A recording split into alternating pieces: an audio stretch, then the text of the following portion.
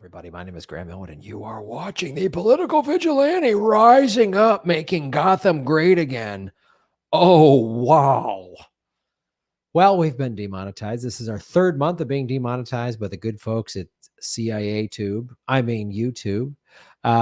So please support what we're doing at rockfin.com/Graham Elwood or patreon.com/Graham Elwood, where you can submit articles like Eric Husso is. Eric, thank you so much. You've supported the show from early on, and we very much appreciate it. How a shocking environmental disaster was uncovered off the California coast after 70 years. Oh, we're going to show you the CBS video clip. Of course, this is CBS, but this is like, they basically hid barrels of DDT. And I covered this. This happened. They discovered this last year. I talked about this last year in California. They just keep finding, like, they just dropped them in the bottom of the ocean off the California coast. And like, oh, what could go bad here? How could this? What's the downside of this?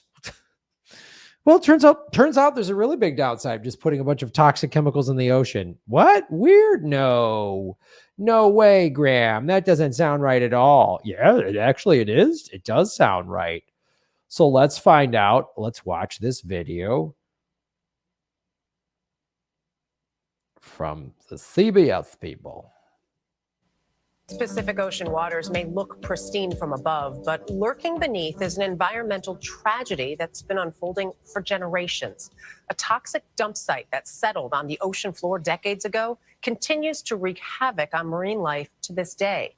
Meteorologist and climate specialist Jeff Birardelli is back with more. Dana, that toxic chemical is making its way higher and higher up the food chain. Now it's in marine mammals up and down the California coast. So we traveled there to see how these creatures are paying the price for environmental missteps from a half a century ago. Loud and exceptionally social, sea lions are known for making a scene. But this California sea lion is sick. Known affectionately as Mooncake, she's being screened at the Marine Mammal Center, which is right near the Golden Gate Bridge. She's just one of hundreds of struggling sea lions rescued from California beaches each year.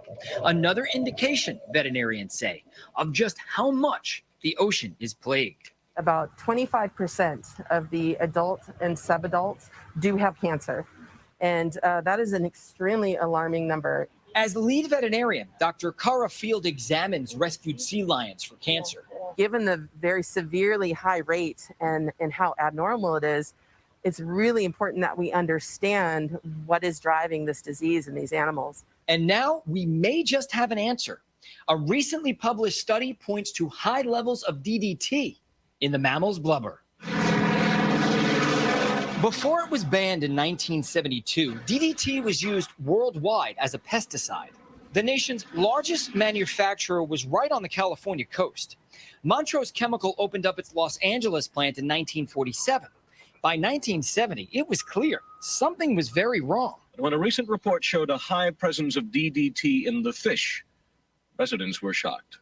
This polluted Pacific water was coming from millions of pounds of DDT discharged by Montrose.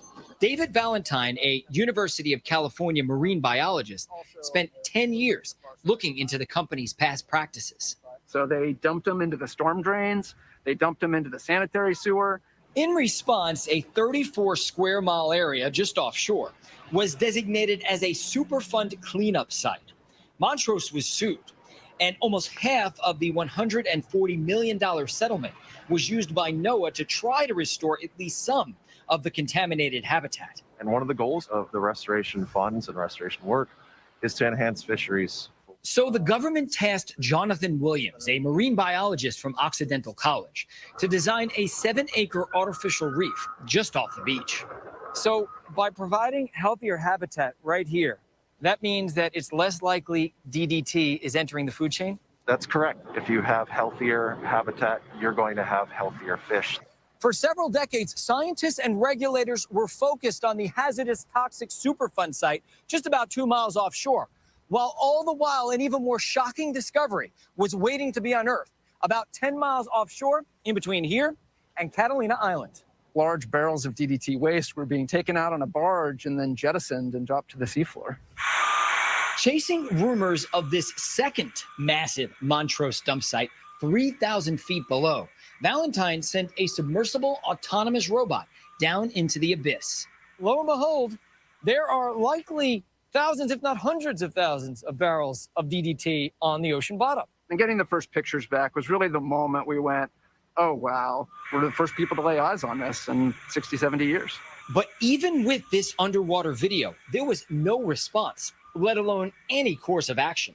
I've been beating the drum on this for 10 years. I've talked to numerous people within agencies, within government, trying to generate some interest. But last year, after Valentine published his findings, interest finally followed.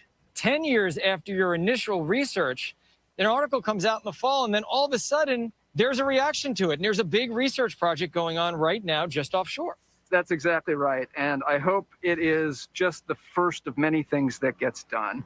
Last month, 35,000 acres of ocean floor was surveyed by Scripps Institution of Oceanography. The final count of barrels is still being tallied, but researchers describe their findings as overwhelming. But this new information is too little, too late for many of California's sea lion population.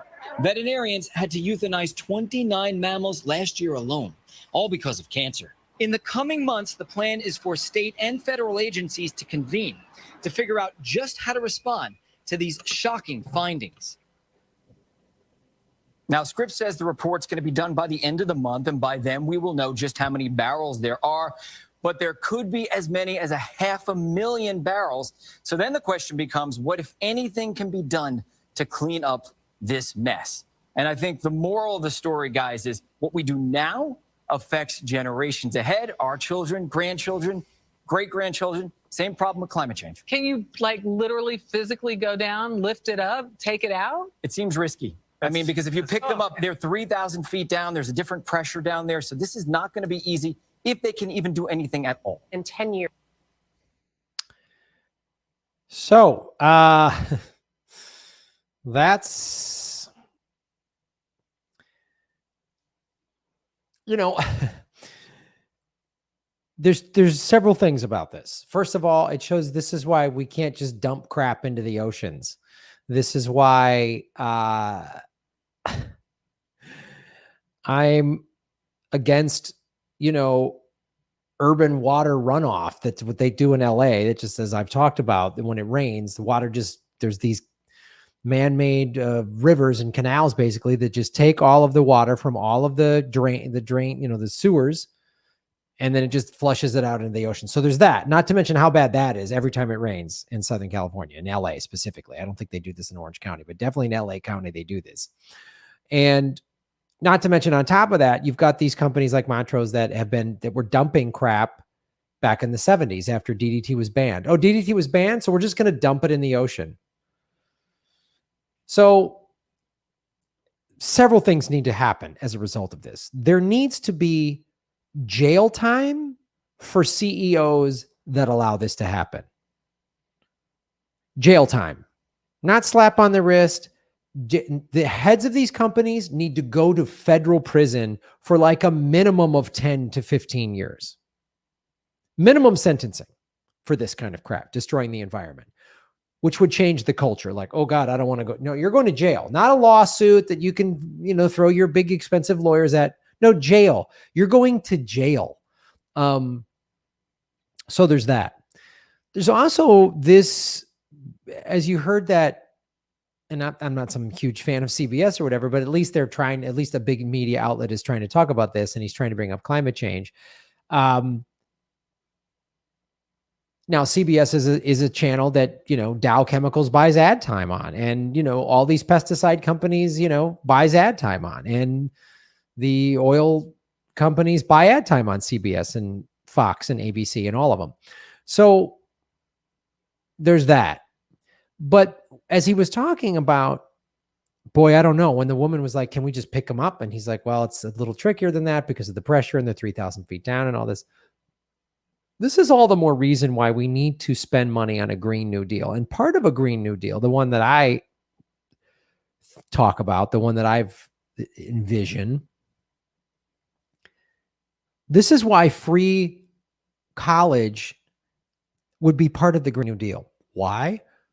So that we can get some young, innovative people out there already with the science and the environmental community right now to find a solution. Because here's the thing. We have no idea what solutions are out there. And as I've talked about on the show, there's solutions out there that just need backing, like the, algae that pulls CO2 out of the air, the Alvera, the mineral that you can put on beaches that pulls CO2 out of the sky and buries it under the ocean, a process that normally takes 1,000 years. It can be done in a couple of years. I've talked about these things, and they need more money behind them to just get mass adoption.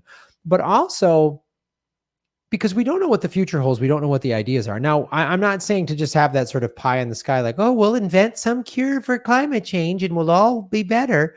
But we need to put money into it, not just in the R&D, but also into the R&D of new ideas. When they say Joe Biden's cabinet is the most diverse ever, there's no diversity of ideology. And we get a bunch of smart people in a room, and scientists who've been working on this, environmental scientists, and really spend money on this. We could find a solution to these barrels of DDT that are giving sea lions cancer. So if they're giving sea lions cancer, as someone who surfs off the California coast, that doesn't make me, like, this is bad. But if we put all of our, not just money, but political will behind solving these problems, we could solve them.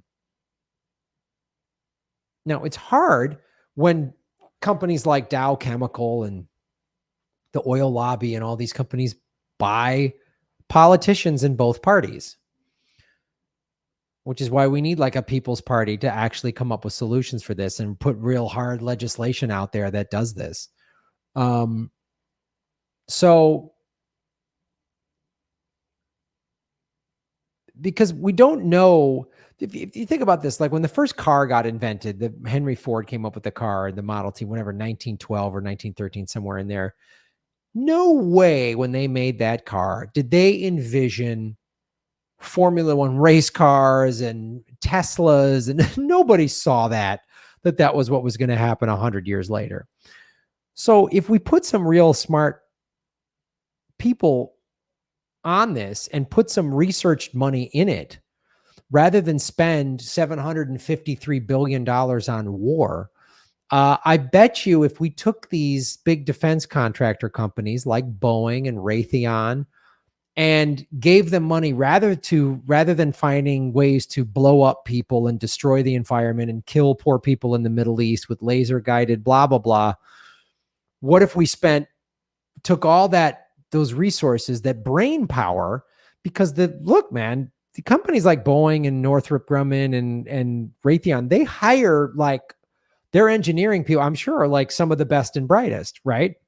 Why don't we get the best and brightest working on solutions to prevent the extinction of the human race rather than ways to blow things up and kill people that only profit the 1%? That can happen if we've got everything, we've got completely behind it as a country, and then went to countries like China and Russia and said, look, we're not spending all this money on war anymore. We got to save the planet. Why don't you join us? What do you have smart people. You have doctors and scientists and researchers and that are working on climate change. Why don't let's all get together on this. Why don't we put all of our resources together to help a country like India that has over 1 billion people and has really bad smog problems because they're coming to the Industrial Revolution late, and America got to build its wealth off of coal and cheap oil. Well, we can't keep burning that crap anymore. So there could be some solution out there where you could just dissolve DDT safely at the bottom of the ocean. I don't know. Someone could come up with something. Someone could find a way to dispose of it, to break it down. Again, I'm not a chemist. I don't have a PhD in chemistry, But when I listen to those big brain scientists talk, and they're like, "Well, you break down the molecules, and they become they're less toxic." There's got to be ways. Let's put some real money behind it, rather than, "Oh, here's a new drone. Here's the new F-35 that cost $1.5 trillion in research and development," which is that $1.5 trillion, by the way, could forgive all student debt. So there's real solutions out there. We just need to put money behind them rather than money behind war and just toxic capitalism. Because toxic capitalism calls that DDT, by the way. Coming up DDT, the pesticide, so we'll get more crop yield, more money for crops and bigger yields. And oh, hey, this might hurt the environment in the long run. Yeah, whatever. We'll just make money in the short run. That's capitalism. I don't care if it screws over the environment 20, 30 years from now, 50 years from now. As long as we're making money today, the stock went up. It's 1972, make the stock go, whatever. So there's solutions to be had out there. And let's get a bunch of smart people in a room and find them. And you're not going to get environmental policy passed through the Democratic Party. You cannot. The Republicans obviously don't give a shit about the environment. They've made that very clear. The Democrats say that they do, but they really don't, because they get corporate money just like the Republicans. And all these, like some of these, and I think there's a lot of opportunity to get like red state voters who are like hunters and fishers. They like to hunt and fish and they like being outdoors, to go, do you want to fish in a stream that's contaminated? Do you want that? Do you want DDT in your food supply? Oh, you don't?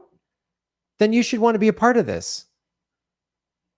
But the two-party system just makes them think, oh, climate change isn't real, even though they care about the environment. It's the two-party system just makes people not listen to reason from the other party.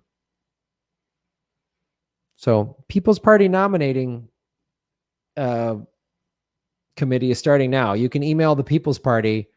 They have a whole nomination on their website. Go to, I think it's peoplesparty.org. And if you want to nominate somebody, if you nominate me, I'll run. I'm not nominating myself, but if you nominate me, if enough people nominate me, I'll run. And I'll run for Congress in the state of California. And I'll talk about issues like this, and I'll pass laws. I'll put laws out there to be passed. That's what I'll do. So thanks for watching the show. Like, share, subscribe. Support what we're doing, because we don't get any money from big corporations. Dow Chemicals and Boeing and Raytheon and Shell Oil, they don't support this show. Yeah, I don't get any money from them. It's weird. They don't throw a lot of money my way. So I'm completely viewer funded. So support that everything we're doing. Go to GrahamElwood.com. I have a website. We have merchandise there. I have Venmo. I have a PayPal button. A lot of great ways to support the show. And of course, like the videos, share the videos on your social media, and hit the subscribe button. Thank you so much for watching. Shave your knuckles for justice. Ba-boom. Thanks for watching, everybody. Please hit the like button, the subscribe button. Go to patreon.com/GrahamElwood and rockfin.com/GrahamElwood, where you can support the show. Also, I have a Bitcoin wallet, a Bitcoin Cash wallet, and an Ethereum wallet in the show notes. We're taking cryptocurrency. I have a Coinbase affiliation link. We're going to be getting on some other exchanges. So that's how you support the show. Make sure you hit the subscribe button. YouTube is unsubscribing us at an alarming rate. I have a PayPal button at GrahamElwood.com. I even have a Venmo at Graham-Elwood. There's a lot of ways to support our show. We are getting crushed by YouTube. We've dipped under 73,000 subscribers because of YouTube. Thanks for supporting what we do.